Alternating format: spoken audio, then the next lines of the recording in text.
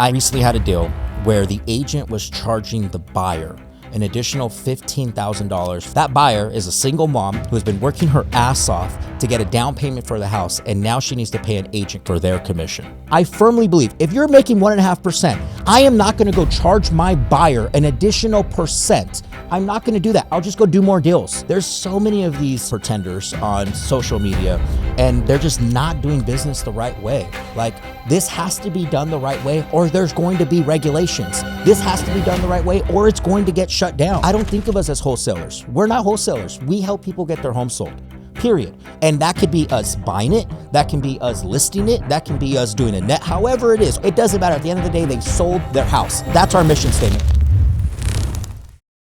Welcome back to another episode of the Austin Zabak Show. Today we have Adrian Hernandez on the show, and I've actually had Adrian on my podcast before, many years ago, but we go way back. And Adrian is somebody who's been in the real estate industry for over a decade.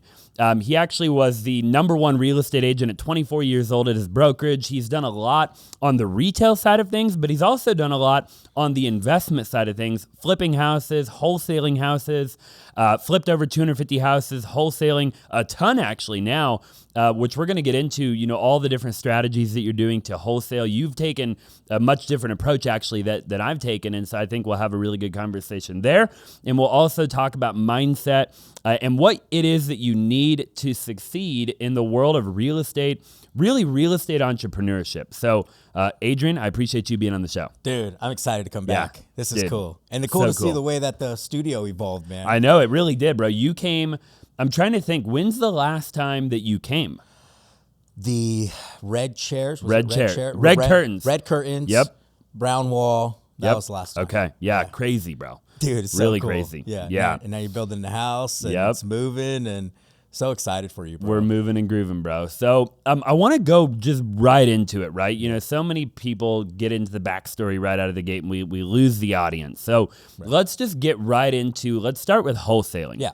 And then we'll talk about retail real estate, like real estate agents, how to navigate the world of being an agent right now, right? And then we'll kind of just go from there. So when it comes to wholesaling real estate, Adrian, how long have you been wholesaling? Yeah, I've been wholesaling since 2019. Okay, so quite a while, right? You've obviously wholesaled through the COVID era. Yep. When the hedge funds were buying everything. Yep. And man, I wish they were still buying like that. You know what I mean? Anymore. And they were losing money on everything too, by the way. Open Door and OfferPad. Sometimes I go back through like the tax records, and I'm like, dude, they lost money on every deal that they bought. Every single one. They're still losing money.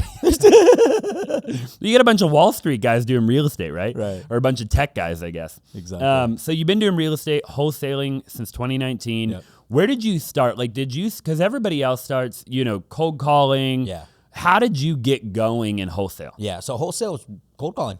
We were cold calling, and we were actually door knocking. So our first deal came from a door knock in Dana Point. So I'm in Southern California. I own My Home Sold, and it wasn't My Home Sold when we first started. It was the perfect home buyer, and it was because I was part of a brokerage. I saw it was, if you're an agent, you guys know, right? It's work, right? I was knocking 100 doors a day, calling, making 50 contacts a day, cold calling. That's rough when you're doing it on your own. So we just took that same, I didn't know what I didn't know, right? We took that same the same things we were doing in marketing for retail and just did the same thing for wholesale. I didn't get a coach. We didn't know what we were doing. I was buying flips. I started flipping in 2015.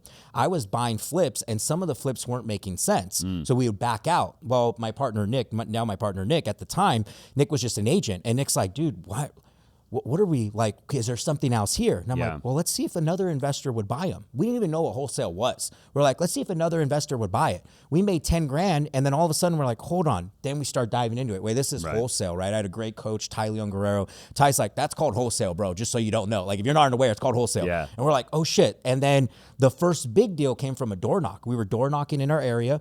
It was a de-stress house. We picked it up for $700. We sold it for $770. We made 70 grand. That house now we should have kept it. It's now worth like 2.1 million, right? Should have kept that thing, right? But that's how we got into it, was door knocking and cold calling. Crazy. Yeah. And then at what point did you hire cold callers and door knockers? Like, or did you do that? Did you go the route of like, how everybody hires a bunch of VAs in the Philippines or wherever, and they start cold calling? Right. Well, that's when I started to see what you were doing. Okay. I started to see what Carlos was doing. I started to see what everybody in the space was doing, and it was cold callers. So we initially got into cold callers. That was the first thing we did, was we hired cold callers, and then we started sending a little bit of mail, but we weren't consistent with it, right? Yeah. So one thing you guys all know, if you're sending mailers, right, that marketing channel has to be consistent. Sure. So we started off sending mails. That didn't last long. We started losing money. So we were just cold calling, and we were cold calling ourselves. Wow. So not only did we have cold callers, but we would bring people in, and they would sit there. And if you guys know Mojo Dialer, I was on Mojo Dialer when it first started, when they had like these like thermostat looking things, remember. right? You remember when they first yeah. came out?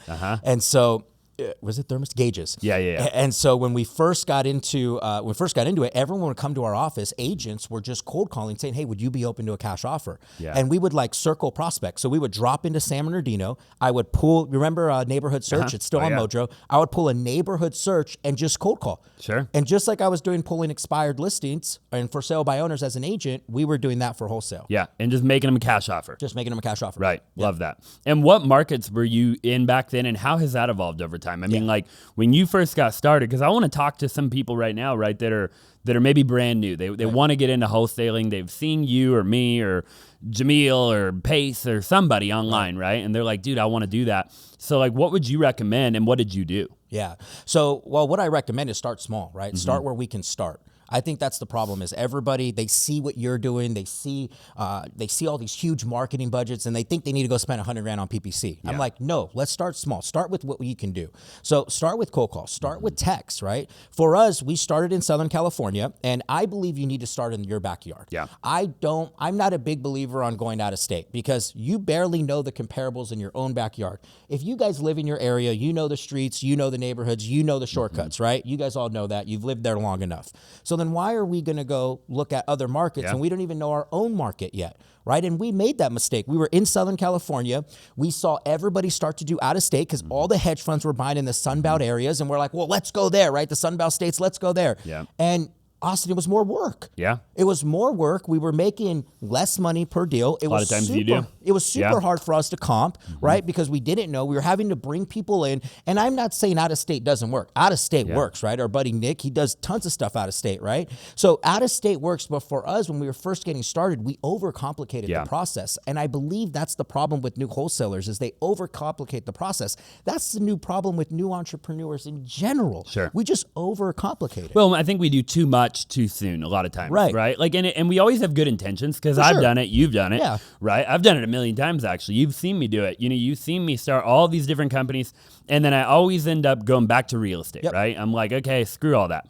You know, now I've learned my lesson, right? But I think most people getting started, they do exactly what you're talking about, right? They do too much at one time. Yep. And it's like, you can't do that much at one time. Nope. But, you know, if you don't have a huge team, it's like there's I'm able to do it now. You're able to do it now because I have a huge team. Right. I mean, between my companies, we have 450 people. Their support. You know, so there's like a lot of people, right? It's like we have a huge team to be able to handle that, you know? So I totally agree with you. Starting your own backyard. Now, what would you recommend, though, for somebody that they live in Bismarck, North Dakota, or they live in Alaska, or they have to go somewhere else, right? Yeah. But maybe they go somewhere else in just one market. Right. It's like, hey, go pick one market. Yes. And then virtually master that market. Yes, right? I agree. And pick a market that's lucrative, right? Right. Pick a market where there is a good population, right? Like Phoenix, right? Well, there's so many, wholesalers in this market, right? Maybe Phoenix is tough. What do you think about Phoenix? Well, Phoenix, Southern California, they're tough, but I'll tell you this. If you can make it in Phoenix, you can make it anywhere. You can make it in Southern California. Bro, drop me off anywhere and I'm going to make it happen, right? That's true. And so, yes, I look at that and it's like, could you go to another state? Yes, but could you master an area that is challenging? Could you challenge yourself and get so good, then at that point you could go. And like we were talking about Nick, right? Like that's what Nick did. Nick was in Southern California, got super good. Dude, drop him off anywhere is going to make money, right? For sure. Same thing with us. So there's a balance that I look at, right? It's like you also got to know thyself, right? Know yourself. Is that something you want? Or do you just pick a smaller market and do we hyper focus there? And there's nothing wrong with that. But I believe the answer is, what do you want? What vibes with you? What jives with you? Don't listen to what all the podcasts say. Listen to what makes sense for you. And that's where, and I'm sure you've gone wrong too. I've gone wrong by just listening to everybody, trying everything, right? And then realizing, no, this is what actually works. Yeah.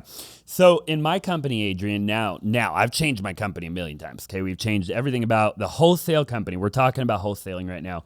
Nowadays, we have 4 departments, okay? So if I were to take you out of my wholesale floor right now, every human being you see out there is in one of the 4 departments. They're not in 2, they're not in 3, they're in 1, right? And it's co-wholesaling. We call it the supplier department, okay? So if you're in that department, all you do is you bring in deals from other wholesalers who are direct. We don't like daisy chain, right?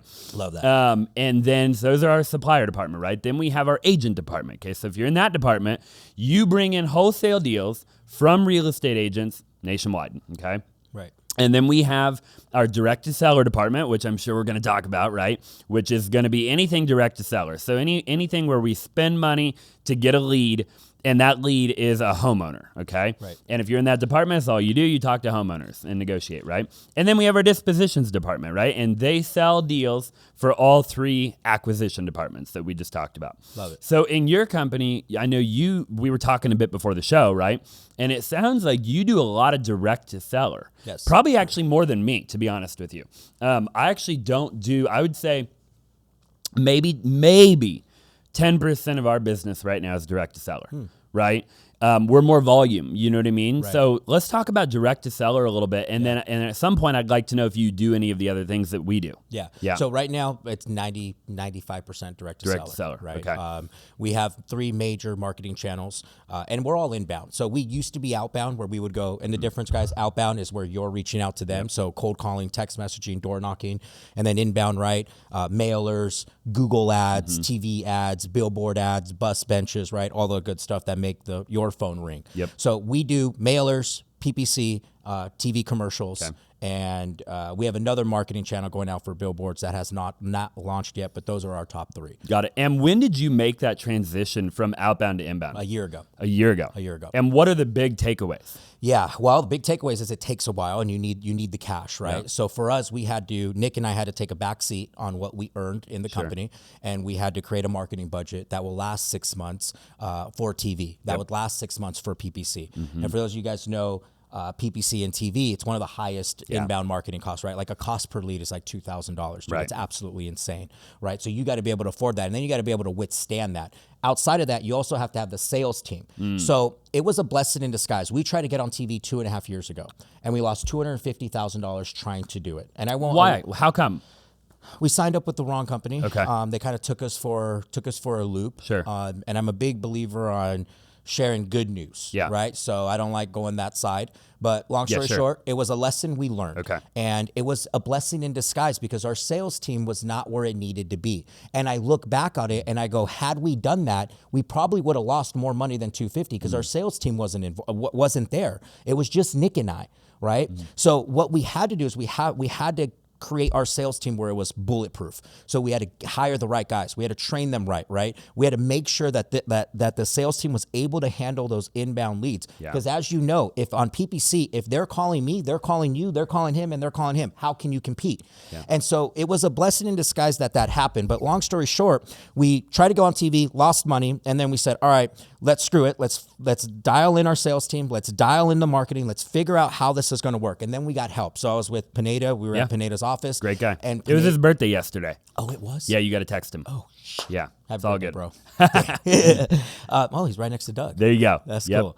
So we were at Pineda's, and then that's when we got introduced to a guy who got us into Collective Genius. Okay. We got into Collective Genius. We got introduced to Doug I've heard Hopkins. it's a great mastermind. You have to be a part of it. Yeah, I know. You're a perfect fit. Yeah. Sorry for interrupting. No, Okay. we're You got introduced to Doug. Got introduced to Doug, and Doug was the one that really showed us, like, this is how TV works. This is how inbound marketing works, and we were able to see numbers that were different. Because keep this in mind, guys. Inbound marketing, your return is much different than outbound marketing. When I'm sending text messages and cold calls, I can have a 10x return. So what does that mean? I can spend 10 grand and make 100 grand. Yeah. When you're in inbound and you're on TV or you're doing PPC or you're doing mailers, it's like a 3x return, 2 to 3x return. You're spending 100 to make back 300. It's a much different play. So that mental shift from going to inbound to outbound, for me, I was like, well, hold on. we get 10x on cold call. Yeah. And it's like, yes, but how much more time are you spending there, right? So the huge shift was getting our sales team in, understanding what worked for us, and then really, really dialing that in, really making sure that we were able to handle the leads. So we just started with PPC. First thing we started with was PPC. We put $25,000 to PPC. And you guys, I've been with 4 different PPC companies. And I'm not saying any of them are terrible, but what I learned was... some of them are terrible. Some of them. What I learned was some of them were terrible, right? Right. And so what I did is I learned it on my learned it on my own, bro. So you do it yourself now? I run all the PPC. Really? On my own. I run all You know, of it's our so marketing. funny you say that, bro, because everybody that I feel like is crushing the pay-per-click game, they do it themselves. We have to. Like they either literally the owner does it themselves, or like they hire somebody in-house that sits in their office and they do it. Yeah, because there's so much to pay-per-click that you don't know. Right. There's the back end that you don't see. Right. And same thing with TV commercials. People go and hire these agencies. I mean, we learned the hard way. So I run all of our marketing for TV. I'm the one directly in contact with ABC. Sure. I'm the one making those relationships. And I got to see the other side of it. And I now understand why agencies make so much money. It makes sense. What do you think, like the reason, because I mean, I'm not a crap talker either, right? Like, so I'll never name names. I'll never talk badly about anybody.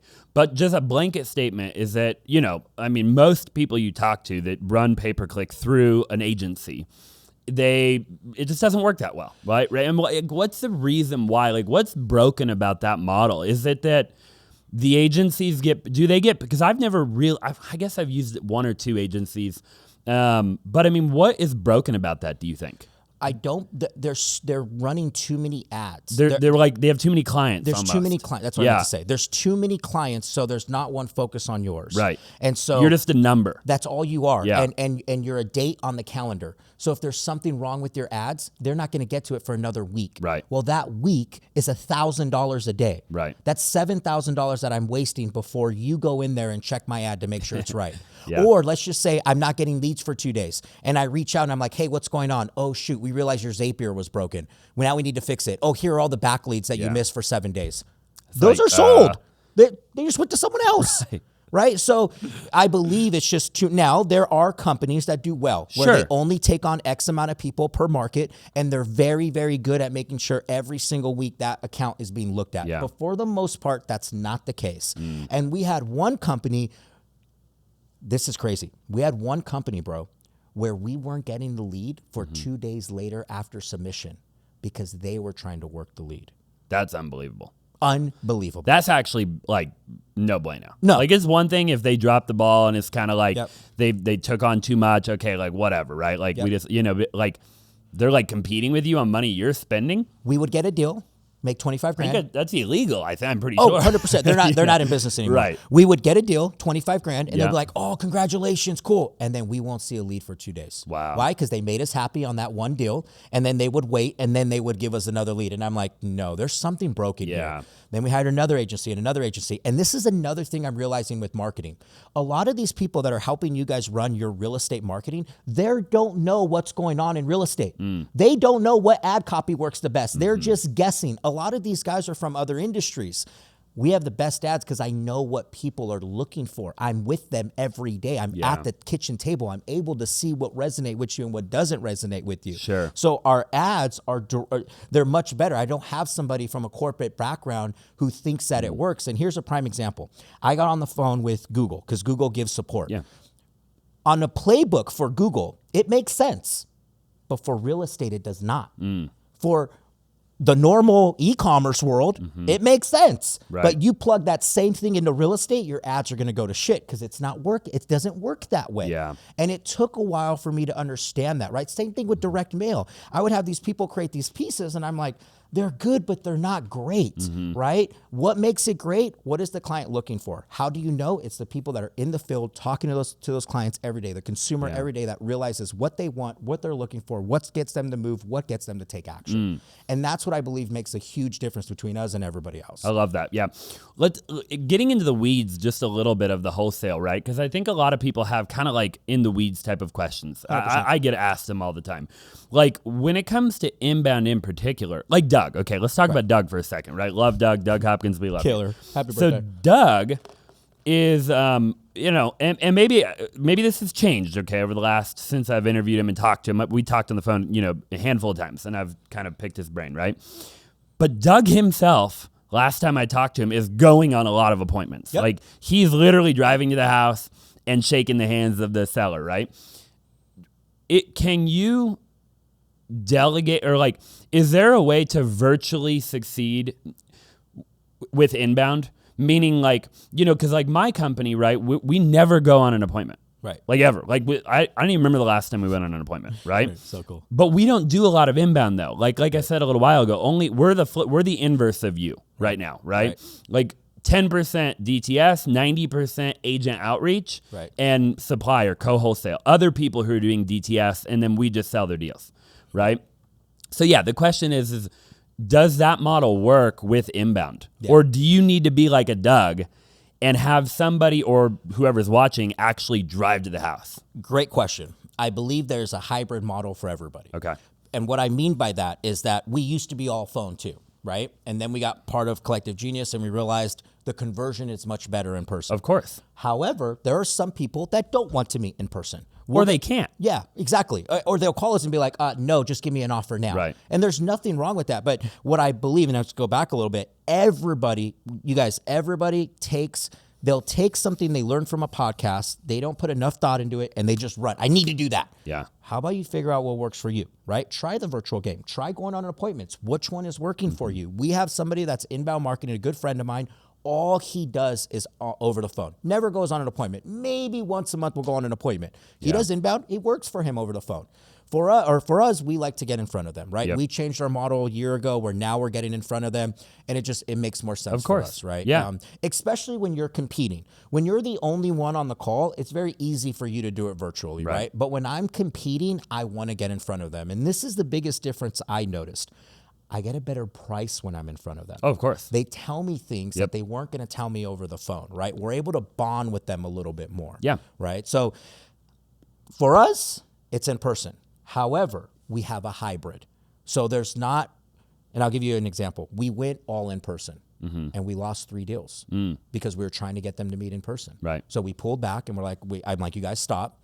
Let's make this where it's both. What does the client need? What's the client need? How do we fix that? Yeah. Does that mean we need to go there? Great, good. Does that mean we need to go over the phone? Great, good. What does the client need? So now you're just serving the consumer. That's it. Whatever they want to do, we'll do. We'll do. Yep. What makes sense to you? Can we sit in your living room? Cool. I would like to. Yeah. I want to. I think it's in our best interest to get together. Sure. But if you want to do this over the phone, Mr. and Mrs. Seller, we can do that right now. Help me understand what price makes sense for you. I love that. And we're going right into it. I love that.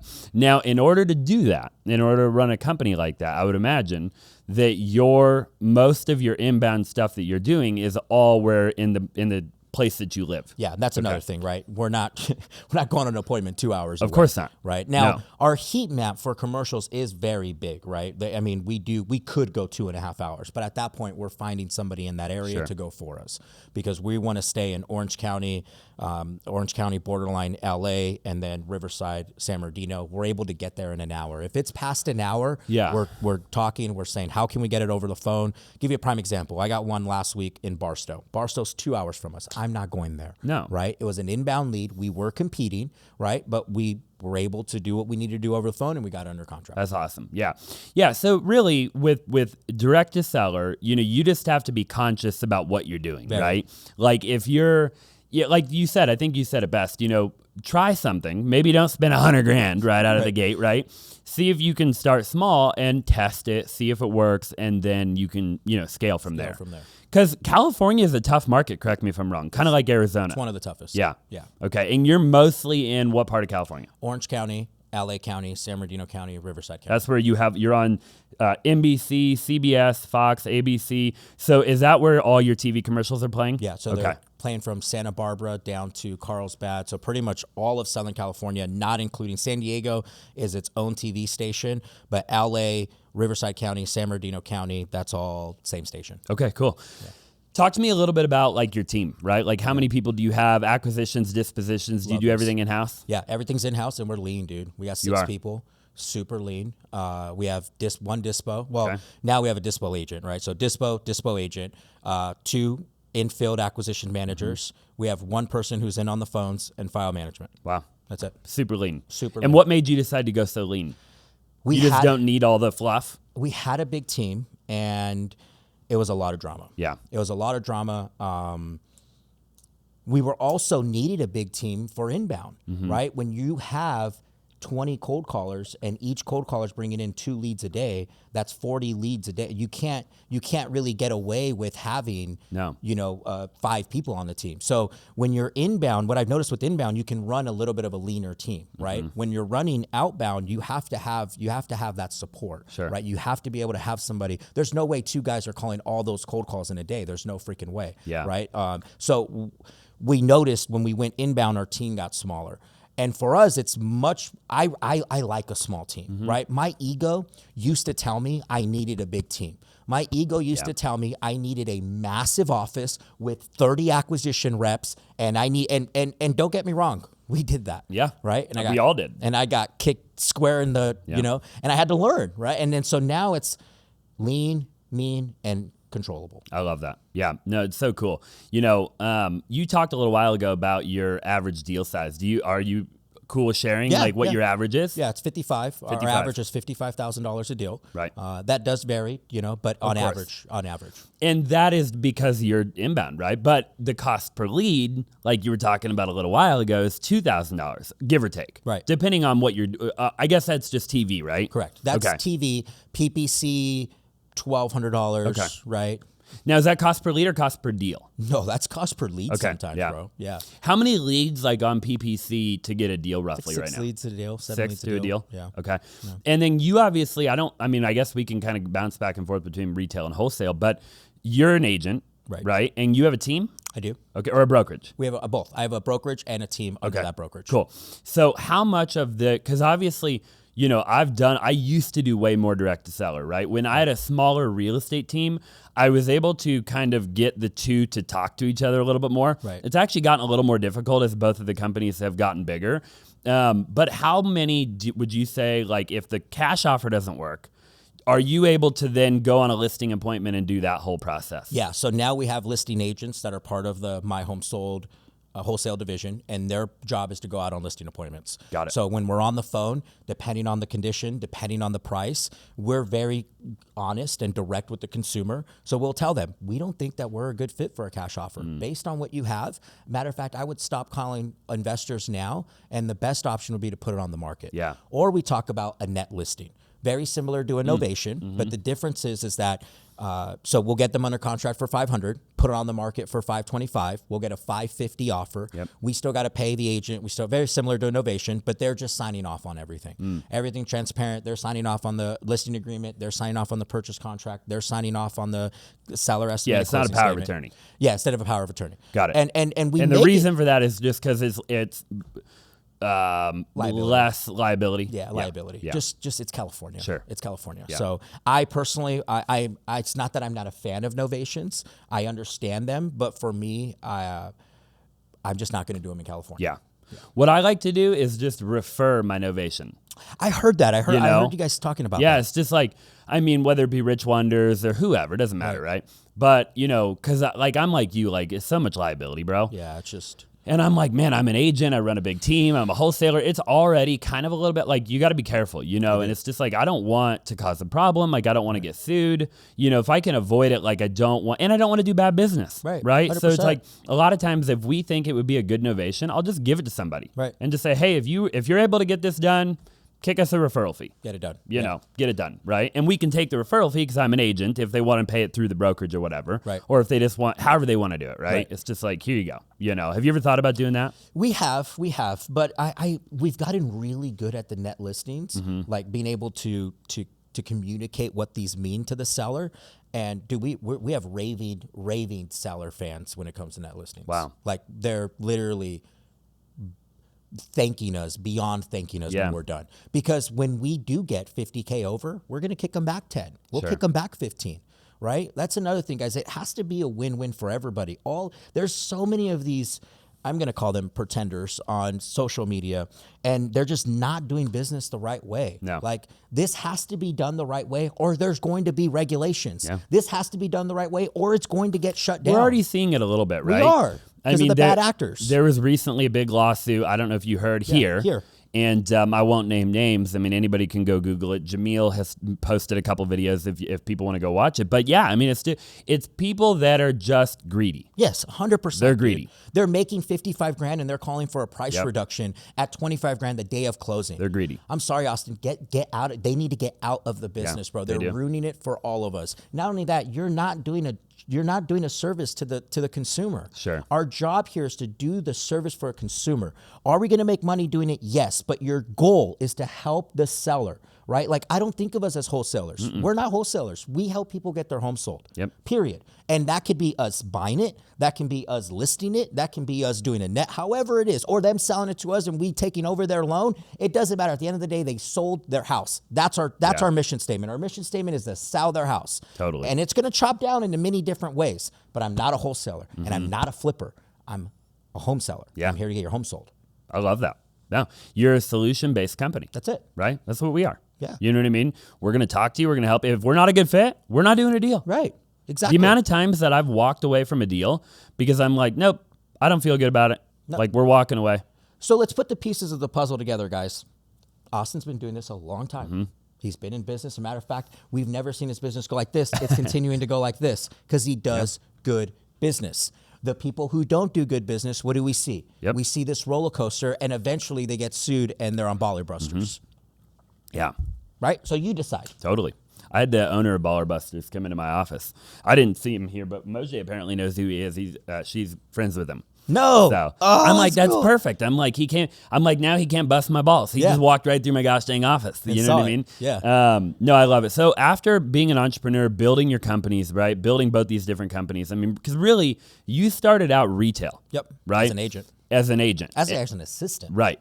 And then obviously you scaled, right? We talked a little bit about your story. You became the number one agent, 24 years old, blah, blah, blah, right? Yeah. Did a ton of deals, right? Now, though, that you've kind of scaled both the retail, you've done the team, you've done the brokerage, you've done the wholesale, what do you prefer as an entrepreneur? You know, I get asked all the time, like, Austin, you know, I'm going to become a real estate agent. Like, what should I do, right? And it's like, I always tell people, again, pick a thing, right? Like, are you going to go more, like, for example, like, we don't really let our wholesale guys do retail real estate. Right. And we don't let our retail people jump over to wholesale. Right. It's like a totally separate thing, right? It's like, pick one. 100%. You know, you're either going out on the weekend and you're showing homes to buyers and sellers, or you're sitting there all day and you're making phone calls. Yep. Which one are you going to do? What do you like better, and what, as an entrepreneur, on the other side of it? Yeah. I like finding de-stressed off-market deals. Yeah. Because they can lead into multiple different opportunities. I don't necessarily like the full-blown just build house with all the upgrades, right? Because there's only one direction I can go with that, and that's listing it for sale. So as an agent, you're going to have your most amount of opportunities finding de-stressed off-market deals, finding people that need to do something, not that necessarily want to do something. We need to find the need. We need to pull the list of the pre-foreclosures, the probates, the tired landlords, not the absentee landlords, the tired landlords, because the absentee owners can have a want to. Yeah. I'm not looking for a want to, I'm looking for a need to, right? Let's go after the I think I mentioned pre-foreclosures, the divorces, right? Let's go after those, the people that absolutely have to do something.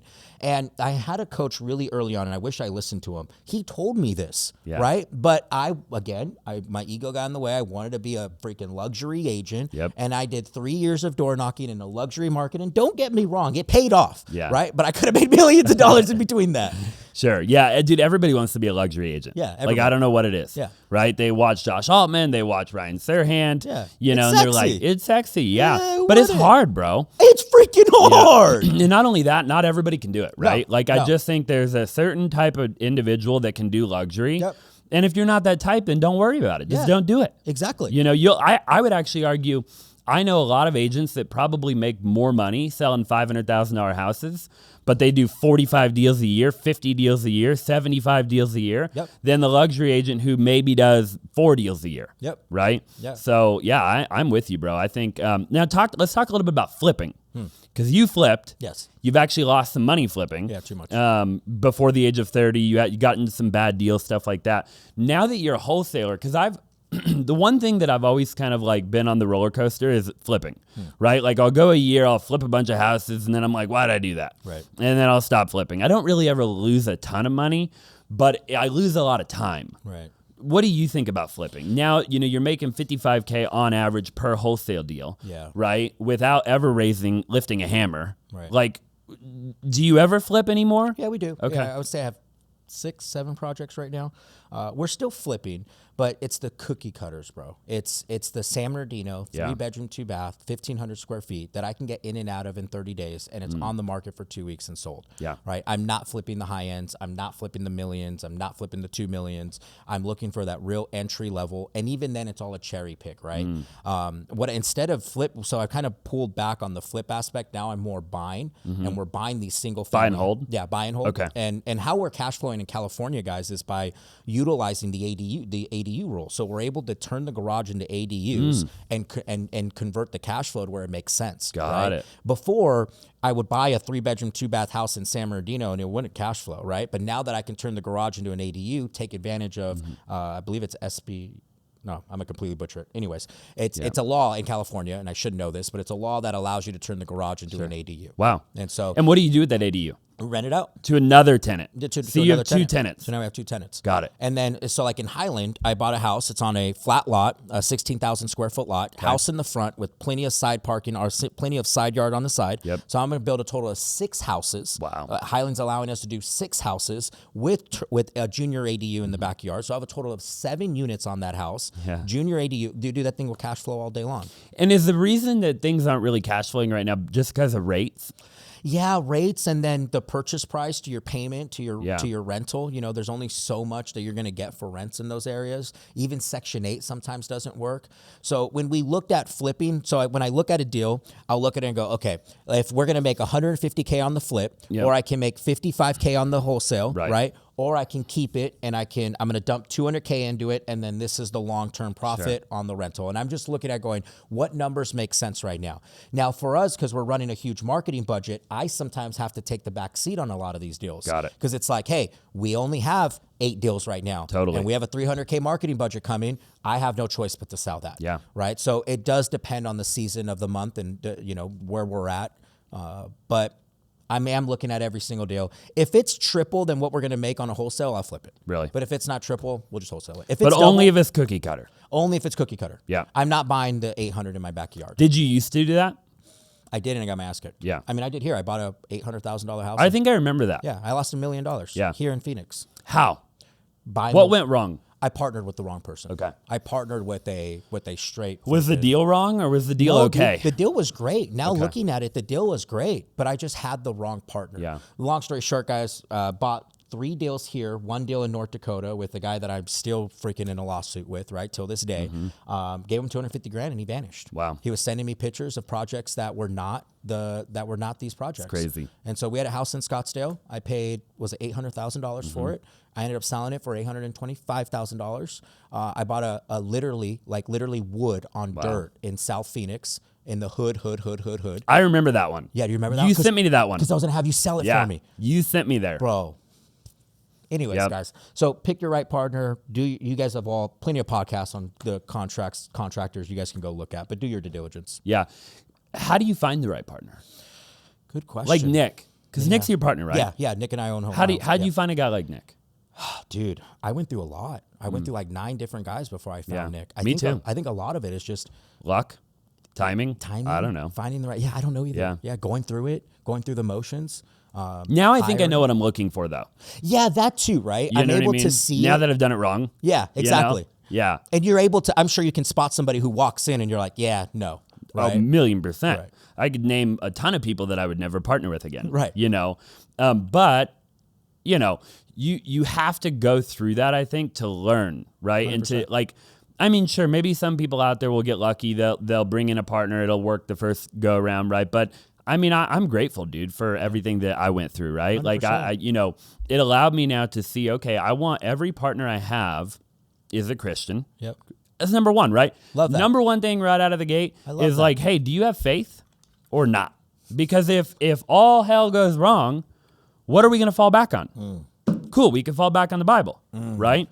So that's a big one, you know what I mean? And then it's just like, what do you do on the weekends, right? Like you don't want to, if you're somebody who doesn't party and your partner is at the club all the time, that's probably not going to be very good. No. Right? And you'll feel the resistance. 100%. Yep. Yeah. What have you learned from hiring from the wrong partners? Well, hiring the wrong partners. Yeah, I think first and foremost, not everybody needs a partner, right? So, you can build a company without a partner, okay? I think a lot of people, they bring on a partner because a partner actually doesn't cost any money. So like a lot of times what happens is an entrepreneur will be they'll be building, right?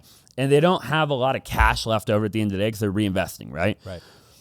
And you really have two choices. You can either hire a high-level employee to kind of act in whatever role that you need, or you can bring on a partner and split the workload, right? Right. And so the partner's free because you're giving them equity in exchange for future revenue, right? Like they're willing to like sacrifice alongside of you. Right. Where that W-2 employee, you got to pay him day one, Right. right? They're a salaried employee. So, I think a lot of people do it for the wrong reason. So I would just make sure to do it for the right reason. And then you've read Rocket Fuel and you've read all those books, Right. So make sure that when you're partnering with somebody, that you partner with somebody that has a different skill set than what you have. Yep. The amount of times I see two visionaries partner, two integrators partner, two extroverts, two introverts, it's just like, are they different than you? What are they bringing to the table that you aren't bringing to the table? So good. Like with me, this is what I bring to the table, right? Like in a big way. Right. There's other things I bring to the table too. Right. But like in a big way, we run a media company. I got 80 million views in 2024, right? Right. So it's like, that is a lot of value to all my partners, And a lot of my other partners, they're really good behind the scenes type of people, and they don't want to be me. Right. You know what I mean? Like they're good at building SOPs. They're good at managing people, right? I'm actually not a good manager of people. Right. I'm really not. Yeah, same. I scare more. Yeah. What would you say like your role in the partnership is at a high level? That's so good, Austin. Like my role? Everybody needs to understand that. Not everybody needs a partner. Yeah, I'm your role for sure. Okay. Right? I'm big visionary, right? But I'm also Nick's an integrator. Nick's good on the sales aspect. Okay. Like good with running the crew. Yep. Good with making Good sure manager things of people. get good manager of people. Yeah. Good. He never pisses anybody off, right? Yep. I'm the one always ruffling everyone's feathers, right? I'm the one, if someone's mad, it's because they're mad at me, right? Because I'm sitting there trying to I'm pushing them way out of their comfort zone.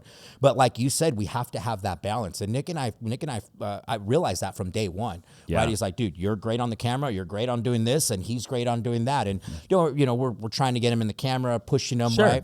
But, and even then I could see him where he's more of an introvert, right? He gets out of his shell, but for the most part, when we go to events, he's just there doing his thing. Yeah. Right. And you have to have that balance. I was with somebody where we were both visionaries, and all we did all day long, dude, we were just two rams just butting each other heads all day long, just competing and competing and competing. Yeah. And that's good, and it may feel good for about this amount of time, but all it does is cause problems. I've done that too. All it does. I've done that too. I want to talk a little bit about being an agent, in 2025, right? And beyond. There's a lot, I get a lot more comments, I think, than I used to of like, hey, like the agent's not going to be around forever, like blah, blah, blah, like AI, or like with the NAR stuff, with the lawsuit and the commission and everything like that, right? There's a lot, and also the consolidation. I'd love to get your opinion. I mean, we saw, Redfin, the whole Redfin, Rocket, and then Rocket also acquired, what was the name of the, Mr. Cooper? Yes, Mr. Cooper. Mr. Cooper, which that was a big deal. Massive deal. Dude, I did not see that coming. No. So, a lot of consolidation in that industry, a lot of, just overall, I'd say people speculating that, AI technology, blah, blah, blah, right? What do you see the future of that industry looking like? I see it being an employee-based industry. Yeah. I see it completely redeveloping itself to being I'm going to pay you a X amount of percentage or salary for you to go open up these doors. And it's all going to be based off of one central company. Yeah. People put offers through and they're just employees. It's going to be like Redfin. Yeah. I firmly believe that. I think it will be. It's just a matter of when. I agree. Could be a little while, I think. I think it will be a little while. I think we're premature. Yeah. But I agree with you. Let's talk about the commission stuff, right? Now, I don't know if I've actually said this in a couple of other podcasts. Our average commission, we run a large team, 300 real estate agents. We'll do just under $1 billion this year. Our average commission went up after the lawsuit and after they rolled everything out. Not by a lot, right? But it went up. So what do you think about the NAR and what they rolled out? Like, was it a good thing? Were they out of their mind? I think they're out of their mind for sure. But I also think it was a good thing because there was too many, I'm going to call them, I hate to use the word, bottle service agents. There were too many, they don't need to be in the business. And I think that it did wean a lot of them out. A lot of them are gone, right? But I've also seen that the professionals are stepping up, right? Those that are doing business, they're doing more business. And that's where I see the same thing too. Our commissions are a little bit higher, and I'm like, why? Well, we're also dealing with better players, right? We're also dealing with better agents. The seller is also now a little bit more aware of what's going on compared to before. Sure. The sellers were super naive what was going on in the real estate industry. I think now, because there's been so much publication behind what's going on, the seller is very aware. When I get on the phone with the seller, their level of consciousness to what's going on in the industry is much higher than before. I agree. Right? I would be able to walk in and they would sign a listing agreement at 8% and ask no questions. Yeah. Now they're asking questions. So the education piece is much higher. Yeah. And I think that plays a role in our market. And the sellers will still, I remember when everything was kind of going down, people were like, oh, sellers aren't going to pay the buyer commission anymore, right? They still pay the buyer commission, Right. but now it's just like, are you bringing value to the table, right? And are you fighting for your value? Exactly. You know what I mean? Like, I think agents actually have to just fight for their value. And if you're a valuable agent, you're going to get paid all day, every day. 100%. Right? And a lot of times the seller will still pay, right? But at least now there's transparency in the industry and everybody knows what's going on. The one thing though that I wish that they would change is in the MLS, it doesn't, I get that they can't put like the percentage in there, right? I understand kind of like, okay, we can't show what we're offering, but is the seller willing to pay a buyer broker? Yes, no. I agree with that. Yeah, something. Just yes, no. Right. Right? I agree with that. I'll still call you or whatever and negotiate. Right. But are they willing? Right. I agree. Right? Yep. That way you can at least have that conversation with that buyer. Like when they send you that listing that they want, you can say, hey, they're not willing. Right. So like, are you willing to pay the commission? Because if not, we probably shouldn't look at that house. Yeah. And that's the only thing I disagree with what's going on with the whole change. I recently had a deal where the agent was charging the buyer an additional $15,000 for their commission, right? I have a hard time with that. And I'll tell you why I have a hard time with that. Because that buyer is already having a tough time coming up with the money. That buyer is a single mom who has been working her ass off to get a down payment for the house, and now she needs to pay an agent commission. Right? Because the agent couldn't do their job. Right? And I'm looking at that and I'm like, you failed to do your job. Now your buyer has to pick up your lack of education. And that sits wrong with me, right? How do you solve that? Dude, the buyer's agents, there has to be some sort of education piece, some sort of way that they need to be able to negotiate with actually, I'm gonna back up a little bit. It needs to be both. It needs to be the listing agent willing enough to be able to convey to the seller that they need to offer something, and the buying agent be willing to take a back seat if they're only offering 1.5%. You guys, I have a different mindset. I firmly believe if you're making 1.5%, I am not gonna go charge my buyer an additional percent. I'm not going to do that. I'll just go do more deals. Right. And I literally had this, I was arguing with an agent because she wouldn't accept the deal because the buyer wouldn't pay a 1% buyer's agent commission.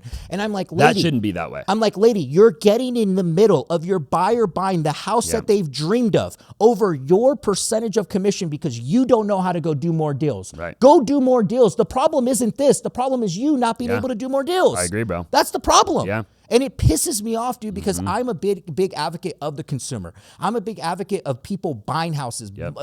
I mean, let's think about it. What's the American dream?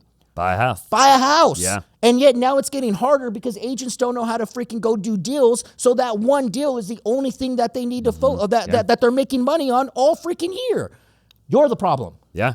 I'm sorry, I get hyped up about this shit. I agree, dude. I think, and again, consolidation in the industry, agents are going to be leaving, right? Like, I think we're on the right track, I think, in a way. Right? I agree. Like, if you know what you're doing in real estate, I think the next decade will be really good for you. I agree. You know what I mean? If you're really sharp and you know what you're doing and you're a talented human being, the future is bright, right?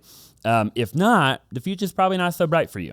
Because if you can't, you're going to just end up like you just said, like the agent that, like that buyer is probably not very happy with that agent. No, and they're not going to set up any more business. Never. Nope. You know what I mean? What happened? I had to pay $15,000 to buy this house. To who? The agent. Right. What? Literally. Yeah. No. No. Yeah. Yeah, it is a crazy thing. What do you think about like the market in general, right? Like obviously, I don't want to get too political today, but Trump, tariffs, Jerome Powell, interest rates, you know what I mean? 2020, let's see. What did they say? You would know. 2024, correct me if I'm wrong here. 2024, was it 24? I think it was 24. This year, January of this year, I believe, was the lowest sales nationwide since 1995. Yep. I think that was January of 25. I didn't hear that, but I believe it. I believe it. The and lowest? Last year, we've had the lowest amount of transactions I think it was last year and the year before. Yeah. We've had the lowest amount of transactions ever. Ever. So not to get too political, but one thing that I did hear Trump say, the administration say, is it's going to get uglier before it gets better. Yeah. And I believe that that's the case. I believe that right now it could get a little uglier, but I do think it's all going to benefit us in the long run. 100%. And everybody I talk to that is up there, from medical guys to doctors to attorneys, they all say the same thing. Yeah. And a lot of them don't even like the administration. They're like, dude, I didn't vote for the guy, but I understand what happens and I can see how this plays out in the long run. Sure. Yeah, I agree. And I think it'll be market dependent a little bit, right? I think, like Arizona, California, there'll be certain places that I think will do better than other places. 100%. But I agree with you, dude. And I think the interesting thing that I think about a lot is like the amount of equity that the average American has. And the average American is sitting in it. I mean, if they bought or refied any time during COVID, then why would you sell? Right. Anytime soon. I mean, if you're sitting on a 2.75, They're not. Right? They're not going nowhere. They're going nowhere. And they've got $300,000 in equity or more. Right. Why would you move? Yep. So that's the only interesting thing is you're going to have that demand go back up if Jerome Powell does what he needs to do. Will supply go up at the same rate? I think so, because I think there's a lot of people just waiting. Yeah. There's a lot of people waiting. I don't think it'll be this year. I talked to Michael Zuber a lot, and Zuber just studies the market all day long. You got to have him on. He's I love a that great guy. Yeah. I've been on his. Yeah, he's phenomenal, dude. Yeah. And so Zuber, and he made a great point. He goes, this year will be a little bit difficult, but next year will be great. Got it. And we could see that. I wonder if I think Q4 this year we're going to start to see. I mean, we'll see. Too. We'll play it by ear. Right. But I do think that we're getting close. We are. To something happening here. Right. Like I'm paying attention to it every day. And 100%. So if you were talking to a new agent, what would you recommend that they do to do what you did in 3 years? You were the number one agent, right? Yep. Is it still the Tom Ferry, or is it still expired list? Like, what would you do? Yeah, I mean, it is. It's the basics. Because as a new agent, you really don't have a lot of money, right? But I also believe that new agents get stuck in the original marketing that they're doing. Sure. And I just had this conversation on my drive over here. I was talking to an agent, and I go, this is your problem. You've been door knocking expired listings for 5 years. Right. When are you going to take any of that money and put it back into marketing? So, answer the question. If you're a brand new agent, the low-hanging fruit. What's the low-hanging fruit? Expired listings, for sale by owners, absentee owners. You can get lists from title, right? You don't need to spend a lot of money. You can even get escrow. Hey, I'll give you my first escrow. Buy Mojo for me, sponsor Mojo for me. You could find resources. Get resourceful. Tony Robbins always says it's not the strongest, not the intelligence, right? It's those that are most resourceful. Yeah. How resourceful can you be? So I would get really resourceful, and I would go after the low-hanging fruit. For me, if I was brand new, I would hit the phones. I would hit the doors. I would go into areas that are moving. Pull up the MLS, go into areas and see what areas have the most pennies, the most market penetration, right? Ask your local title rep that has been in the business 20 years. Ask your local escrow rep who's been in the business. What areas are moving the most? And then go there. I've gone, when I was an agent, I would go to areas where they would have one sale in 90 days. Yeah. The likelihood of me getting a sale there isn't very high, right? So go to the sales that have high turnovers, go to the areas that have high turnovers, focus on the low-hanging fruit. And then here's the kicker. The moment you start making money, the moment you start doing deals, do not go buy the Gucci belt, do not go buy the fucking Rolex, get that money and go do mailers. Yeah. Get that money, go put it back into your business. Go get that money, figure out some sort of inbound marketing where your phone can start to ring. I'm very grateful for the process that I went through. And you guys, I pounded my face on the pavement for 10 years door knocking. My regret, Austin, is I didn't take any of that money and I didn't put it in inbound marketing. Yeah. But I'm grateful for it because it made me who I am Sure. today, right? But if I can go back, I would not buy the Aston Martin, and I would go freaking invest in mailers. 100%. Yeah, I couldn't agree more. Living above your means it's a disease. Yeah. You know what I mean? Like everybody thinks that they've got to go, buy crap to impress people. Like it's just like crazy, right? Crazy. And it's just like live below your means. Probably my biggest mistake too is not just living below my means more throughout my 20s. Me too. You know what I mean? Like I did well, right? I did really well, and I saved, a pretty good amount of money, and I invested a pretty good amount of money. But I didn't need half the crap that I bought. I didn't need to live at half the places I lived, Right. And looking back, I'm like, man, I could own a lot more real estate right now. Yep. And luckily, we're both still really young, so Right. we've got a ton of time to make up for it, right? Right. But it's just the reality of it, man. And I always tell my team, I've got on my wholesale team, you'll probably meet them in a little while. I've got guys out there that are 18, 19, 20, 21, 22, right? And they're going to make, $300,000, $400,000, $500,000 in 2025, right? And I just have a 20-year-old on my team. His name's Ethan. He's only ever had one job, worked at Safeway. Now he's here. He's buying his first rental right now. So freaking cool. And I tell him, I'm like, bro, just keep doing that. So cool. Right? Take my advice. I don't know why guys like you and me didn't listen to our mentors more in certain areas. Well, I got a question for you, though. Would you be the Austin today had Austin not bought that Lamborghini? No. And see, this is where I think some of us need to realize something. Sometimes you need that identity shift. For you, bro, you inspired the F out of me when I saw you buy that Lambo. Like, in my mind, I was like, we're the same. I'm doing this. Like, it was inspiring. It was an identity shift for you. The whole market looked at you differently, right? Some of us need an identity shift. Not everybody, right? I got a buddy. He can care less about that shit. He drives a Toyota. He doesn't give a shit, right?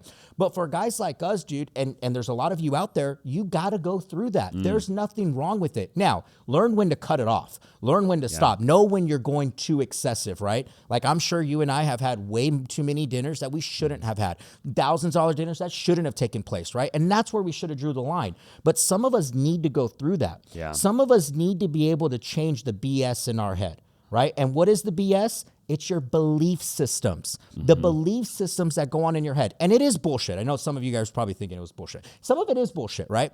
But we have to change the belief systems. You have to be able to push yourself to know that I can actually do that. Yeah. And once you do that, a whole flood of opportunity opens because you pushed yourself beyond what you thought was possible. Sure. Right? When I first bought my exotic car, dude, it was game over. I'll never drive anything else, right? I mean, don't get me wrong. I showed up in a Toyota Prius today, right?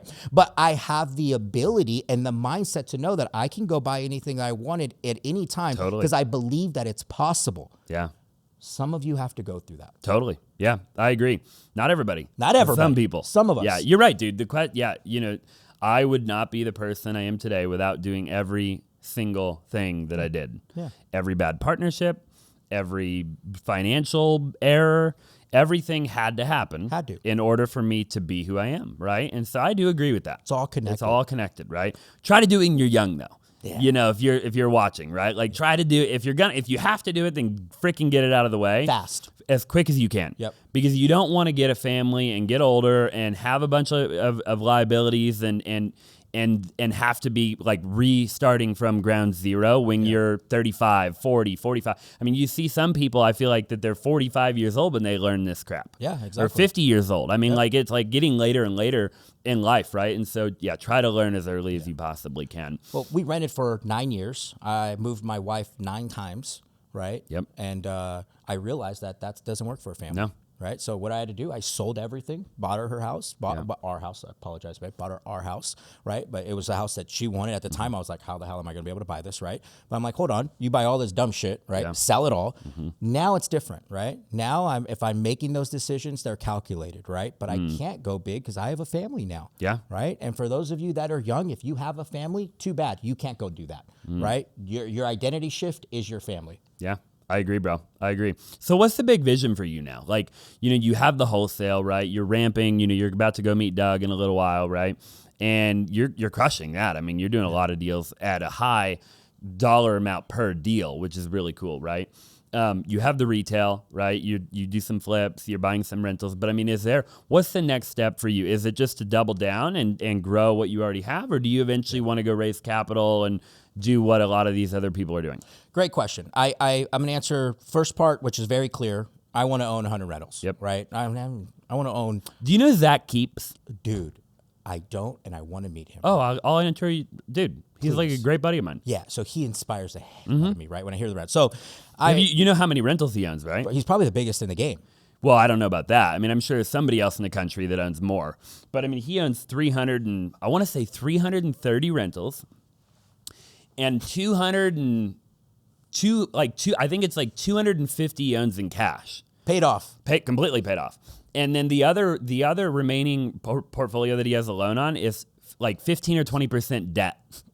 I remember. So 80% equity. Yes. 15% debt or 20% debt. I mean, that's crazy. That's bro. crazy. Like, do the math That's on what crazy. 300 rentals at $2,200 or $2,300 a month will get you. And they're all here. He's cash flow. So It's not like you're Section 8 in freaking Ohio. Right. They're here. They're here. In Arizona. Right. Yeah. So that's my goal in California. Okay. I'm to the point where I'm like, all right, I want to be able to do this because I want to do this. And the only way I'm going to do that is with rentals. Right? And how do you I've talked to Zach a lot. I actually just went to dinner with Zach last week. So cool. Me and my wife did. And, I love the guy, right? In today's environment, what is your opinion on, like, what would you tell the listener, because it's a little trickier maybe than it was back when Zach started building his portfolio. Right. In terms of, if you're going to get a DSCR loan right now, you're looking at, what do you think you can get a DSCR at right now? 7.5. 7.5. So, think Arizona for a minute, let's just say, right? Because we're here. Okay, $350,000 house. Maybe you can get a house for like $300 right now, but you're going to have to do some work to it, right? It, like, you got to put 25% down. Like, so to get to Zach's level, how would you go about doing that? Like, would you just buy less houses and start buying them in cash, or would you just put more money down? What would you do? Yeah. So because I'm seeing what a really good friend of mine's doing in San Bernardino is more the value adds. Okay. I'm just seeing how can we, and mind you, I'm just in California, guys. So for us, it's how do we how do we add more value to this house to be able to get more rents for it, right? How do we get a higher rent amount? And the only way to do that is ADUs, right? Or adding a unit to it. So for, I answered the question for us in Southern California, it's being able to take over a sub 2 or a seller finance deal that makes sense on a cash flow perspective. Okay. And if that doesn't make sense, being able to take a look at a house where you can convert the garage into an ADU, or like a buddy of mine just put a modular home in his backyard in Upland. He's charging $2,000 for that. It only cost him $50,000 to build it. Wow. Right. And he's making $2,000 a month. So those little tiny tricks, right? And then if that doesn't work, if you're not in California and you are in these areas that do make sense,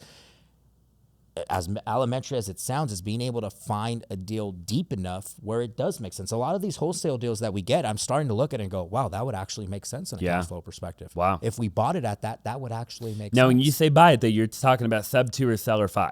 No, even a straight purchase. Even a straight purchase. Yeah. Really? If we're getting it on 45 cents on the dollar, Sure. that makes sense. Got it. Right? So how deep can you get the deal? So are you kind of doing, have you seen what like Jamil and them are doing lately with the pad split? Yeah, where they're have you seen any of that? Yeah, SB10. I don't know much about it.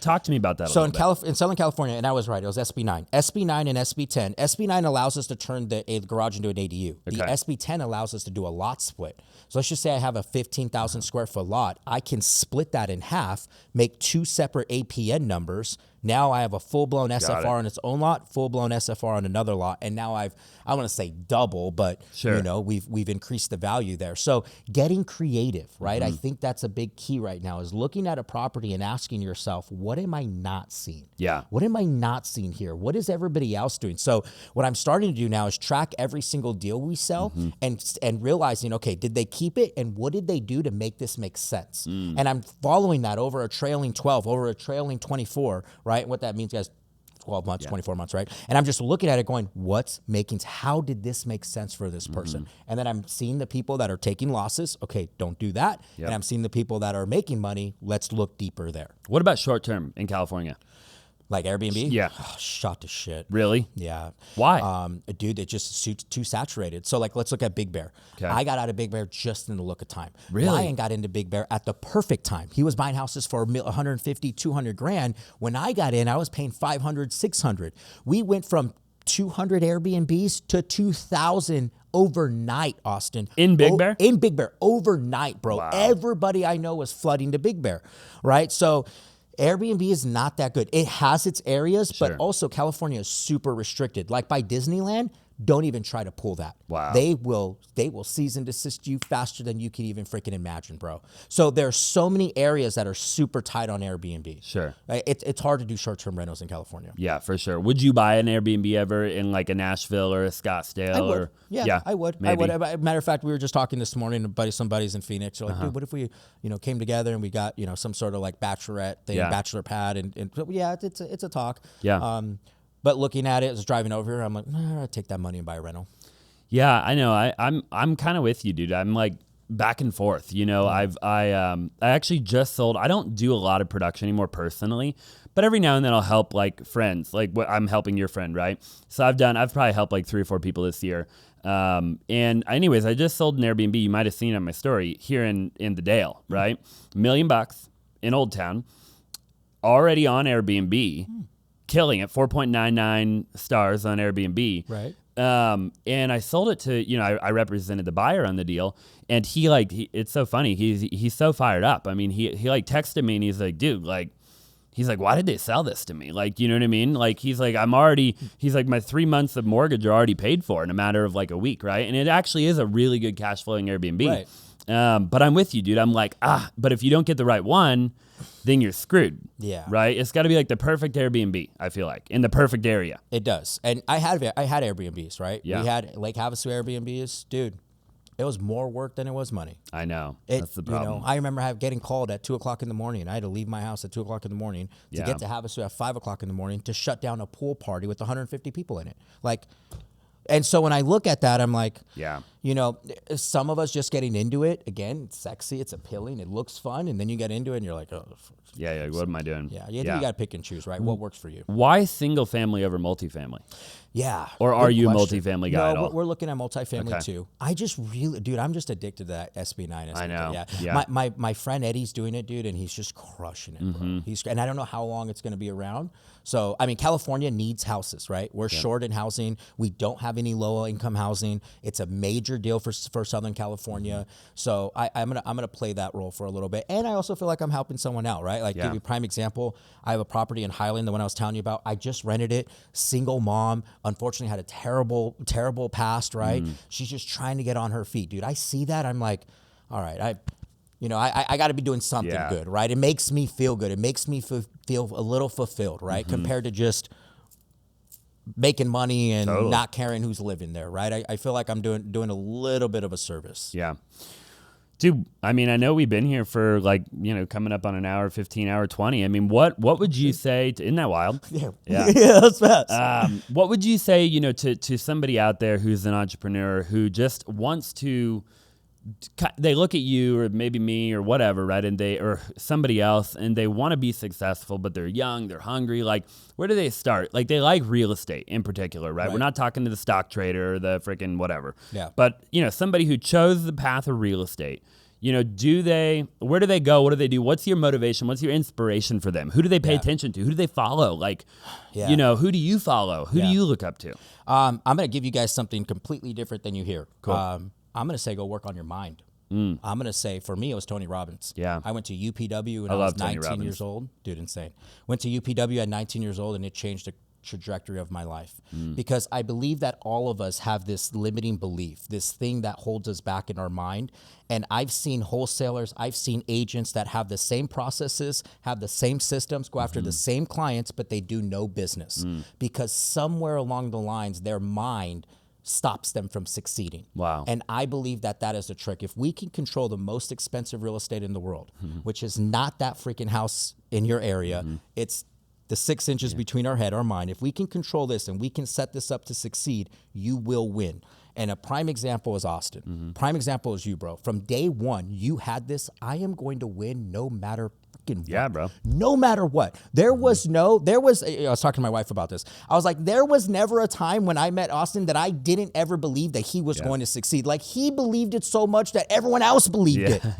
Do you believe it enough where everyone else believes it? And that's the key, because I can give you the best list with the best cold callers, with the best mailing campaign. Yeah. But unless your mind can believe that you can actually win, good luck. And how does somebody pull that off? You know what I mean? Like, if somebody's watching and they don't have that belief. Yeah. You know, you said UPW? Unleash the power within. That was big for me. That was big. That was big. Is there anything else somebody can do now after all your years of entrepreneurship that can help them believe? Yes. I want you guys to sit down and grab out a piece of paper. You're going to do two things. So the first thing we're going to do is we're going to get out a piece of paper. We're going to draw a line down the middle. On the left-hand side, we're going to write down everybody who's negative, everybody who is always we share something with them and they hammer it down, right? That's not going to happen. Why are you doing that? Because that has a big correlation to what you believe, right? Yeah. So we got a left-hand side, everybody who's negative, everybody who doesn't empower you. Right-hand side, everybody who's right for you, everybody who empowers you, everybody who wants you, they want to see you win. You share something with them and they're like, yes. What we got to do with that piece of paper is look at everybody on the left-hand side, and we have to find a way to spend less time with those people, okay? Some of those people can be family members, and I'm not asking you to completely get rid of them, but let's just stop telling them what we got going on. And let's start talking to everybody on the right-hand side of the page, right? Let's start talking to Austin more. Let's start talking to the people on this show more. Let's start talking to them more because they're going to empower us, right? And then the next thing is sitting down and writing. This is super small for you to do, but so big. I want you guys to write out a mission statement 5-10 years from now, a vision statement, not a mission statement, a vision statement of where you see yourself 10 years from now. And I want you to dream so big. I want you to where you're writing it, you're uncomfortable. Like, this is some complete bullshit. Like, it's never going to happen, right? Yep. And I just want you to just start writing and just dream as big. If it's a Ferrari, write down the Ferrari. If it's a $10 million house, write down the $10 million house and just start to dream. Just start to dream. And that's what I had a coach. He just had me do that. And I didn't realize how powerful it was until now. Because I look back and I read those and I'm like, dude, it all happened. Yeah. Like, I didn't even believe it at that time. But I was just dreaming, and I wrote something down, and I got to work, and it happened, right? And it's something as little as just writing something down that you don't even believe it, but you had the courage to write it down. That alone changes you. That alone changes it. And then go read a book. Yeah. Go read a powerful book, right? Personal Power from Tony Robbins is a huge one. Think and Grow Rich from Napoleon Hill. Unbelievable. I think it's, the best one, right? I have that somewhere. Might not be on that Awaken the shelf. Giant Within, right? The There you Power go. of One More. Like all these books right here, right? These are all really good ones. The other good one is by Vincent Norman Peale, The Positive Thinking. The Magic of Thinking Big? No. That's a it's different one. The Power of Thinking, The Power of Positive Thinking. It's by Norman Vincent Peale. Great It's book. like one of the original one, and I know I didn't get that title right, but research that, you'll see it. That book right there, hands down, just help you it's all perspective. Yeah. We just got to change some perspectives. Did you ever do network marketing? I didn't, dude. I got in right when that was like, right when that was going out. Because the guy I worked for used to work for the Vima. Yeah, Verve. Yeah. Which that's what I did. Yeah, I was under Morton. Oh, yes. Alex Morton. Yeah. And Brad Alcazan and all the guys. Yeah. The only reason I ask is because like you were multi-level marketing guys kind of all share that personal development. Like that's what I always used to tell people back in the day. I'm like, if you're really young, you don't know what you want to do, just go join an MLM company, like a good one, and just do it for a year, even if you make no money. Right. But go to every event, go to every conference that they do, because these big MLM companies are really, really, really good for personal development. Right. Like they bring in, they bring a lot of these big MLM companies, they'll hire Tony, they'll hire, well, back in the day, they would hire Bob Proctor, they would hire these different big people to come in, and it's just like a life-changing thing, right? It's like your mind is the thing that you have to work on. Yeah, connects the dots. Right. I remember going to Prime America seminar, and it was the same thing. They had someone up there, and dude, I was just inspired, right? Yeah. And that was another thing. My parents they did okay in the business, right? But they would have these people come to our house, and they would do this sales talk. And as a young age, I was just seeing this like, this is possible. Yeah. Like, this is possible. So another thing, guys, is like, go get uncomfortable. Go to Newport if you haven't been to Newport. Go to Miami. Go to Palmdale. Go to Palm Beach, Florida, right? If you're in Arizona, go to Scott. Like, go walk into an exotic car dealership, sit in an exotic car, and just feel it. Yeah. Just feel it. The amount of times I did that, bro. Oh, dude. So many times. Yeah. And I'm with you, dude. Like, I remember I was like, I have no clue how I'm going to be able to pull off my dream, right? But I had a massive dream. I had zero clue how it was going to come to fruition. You know what I mean? And I don't even know that I even fully believed it, like deep down. You know? We didn't. Like, you know what I'm saying? Like, I think I kind of believed that I could do it. Like, I convinced myself that I believed it. But, like, I was like, can I really do that? Like, that's pretty crazy. You know what I mean? And then, you know, and it's like, here we are. And obviously now, like, there's way more levels to the game. For sure. And we both realized that, I think. And it's just like, you know, but now that it's like, okay, I know that whatever I put my mind to, I can achieve. And that's kind of the thing that I think everybody has to unlock. Yeah, right. They have to unlock that. If I put my mind to it, I can achieve it. I agree. You know what I mean? I agree. So I love it, dude. Last question for you. How do you manage it all with the family? You've got a wife, right? You know, I've asked a lot of people on my podcast, you know, how they've managed it all. And a lot of people on my podcast, Adrian, have screwed it all up, right? They've I mean, like massively, almost everybody. Yeah. But I mean, some people have screwed it up pretty bad, right? Where they've gotten a divorce, like they're, you know what I mean? Yeah. Somebody cheated on somebody, you know, they became an alcoholic. They got like, you know, all in an effort to build a business, to be an entrepreneur, right? Like it's almost like they achieved that aspect of what it is that they were trying to achieve, but everything else went to hell, right? So how do you, or what would you recommend, and how do you kind of navigate that? Is there such thing as balance? Can people, you know, aim for that? Like, what do you do? Such a good question, dude. A struggle that I am going through right now. Yeah. Because business is good, right? But take time away from my wife. Yeah. Take time away from my son. I have a 2.5-year-old boy, and I'm starting to realize that I've spent so much money in personal development. I spent so much money on growing my business, and I have spent zero money on making my marriage, myself, who I need to be better for my family. And it's a huge shift for me right now because I'm going through this like spiritual journey on, hey, you got to change who Adrian was for this next phase of life. You're a hard charger, get the business going. Great. That served you then. Now we need to start taking a look at the things that's going to be longevity for you and your wife, for myself and my son. I don't want my son growing up wondering where dad's at, right? Yeah. I really don't. And I even see it today, dude. I leave for a weekend and it sucks. I don't want that, right? Yeah. So to answer the question, I don't have it figured out, but I'm getting help. And, you know, we're in counseling, we're getting marriage there. Yeah. There's nothing wrong with being vulnerable. There's nothing wrong with pulling back and saying, I need help. I think the people that mess up are those that have their ego so big that they don't have the ability to pull back and say, I'm wrong. I blow up.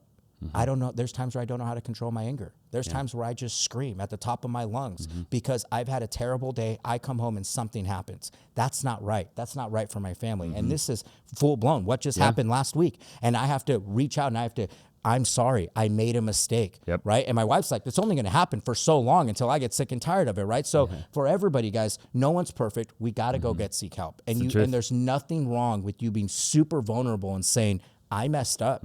I need help. There's nothing wrong with that. Yeah. There is everything wrong with your ego being so big that you do nothing wrong and it's all everyone else's fault. Yeah, I agree. Yeah, dude, I agree totally, bro. I think, you know, men have a hard time being vulnerable. 100%. But they've got to work on it, right? Because, I mean, real men are vulnerable. Yeah. Real men, you know, surrender a lot of times, you know, to God, right? And whoever their God is, you know, or whatever, right? Or they surrender to a greater being. You know, it's like, you know, real men don't just think that they're the greatest thing on earth, and that's not a real man. No, it's not. Right? You know, so I'm with you, bro. I think like it has to be a pursuit of getting better in that area, right? Like too many people, it's just all about the money, right? I just want to make a ton of money. It's like, okay, cool. Well, you know, if you make a ton of money and you're single and you're 50 years old and you don't have any family and nobody loves you, then what? Who do you hang out with? Exactly. What's the point of all the money, right? Exactly. Yeah. Success without fulfillment is the ultimate failure. Yeah. And I believe fulfillment comes from your family, from your wife, your spouse, your kids. It's what God intended, right? Yes, you do want to, you know, he says you do want the riches of life, right? But when you look at the Bible, it's really like, who are you being? Who are you being for your family, right? How are you making yourself and your family better, not just your business better? Because the Bible doesn't talk about that. Sure. Totally, dude. I love it, bro. Well, that's a mic drop moment right there. So we'll leave it right there, and we'll do another pod again in the future. Appreciate you. Where can people find you? Yeah, hit me up on Instagram at Adrian Hernandez. YouTube, me pushing a big push on YouTube. Nice. I'm actually pulling off the gram. Okay. Right? We were talking about the stories. I used to big film YouTube everything. Guy. I'm just going on YouTube. I love it, bro. Inspired by the Zabac movement. Yeah, I don't know Catch about me on that. Instagram, guys. Adrian.Hernandez. Adrian.Hernandez. What are you on YouTube? Same thing? Yeah, it's just Adrian Hernandez. Adrian Hernandez. Yeah. Okay, perfect. Dude, appreciate you being here, bro. Dude, this was fun. Appreciate you, You're the freaking man. Hey, if you're still watching, make sure you subscribe, leave a 5-star review, drop a comment down below. Go follow Adrian. Make sure you hit him up, and I look forward to seeing you in the next episode.